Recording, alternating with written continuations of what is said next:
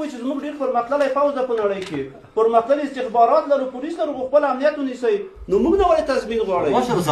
او که چېرې نسئ نیولی بیا بل کار وکړئ. ګوره دغه خپل ځواکونه مخالصه کوئ، موږ په افغانستان څخه مجاهدین درولېږو چې ستاسو امنیت ونیسي. मुझे बहुत भूख लगी है, मुझे भूख लगी है भाई. भाई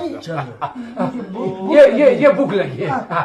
موږ د ډوډۍ ټایم لرو، تاسو کښېنئ پوه شوي که نه؟ دغه زموږ خبره خو مو واورئ چې موږ څه لرو ستاسو دپاره. نتیجه خو هېڅ معلومه نه شوه. भाई हमारा बात ये जो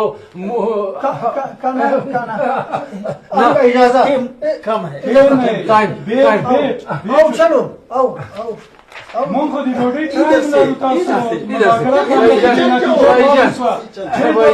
کښېنئ. تاسو په خپله ولیدل چې دوی اصلا په دې درد نه و راغلي چې دا مذاکرات یو نتیجې ته ورسېږي.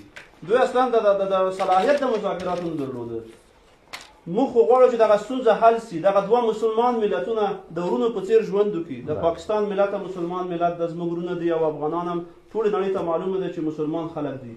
اما په دغه رقم حیات او په دغه رقم مذاکراتو نو موږ څه قسم دوی ته نتیجې ته ورسره ورسېږو. وایم کور مو ودان، سل آفرینه دې په تاسو وي، له داسې حوصلهمندۍ سره مو. از شما تشکر میکنم. نو کور مو ودان، سلامت اوسئ چې دغې غونډې ته حاضر شوئ. بیا له تاسو نه یوه نړۍ مننه کوم. از میهمانان شما تشکر میکنم. قربان سلامت اوسئ. دیره تک دلته نمایشي و. بالکل بالکل زه اوس پوه شوم. سلامت باشید. مننه، کور ودان. خیر سلامت. ډېره مننه.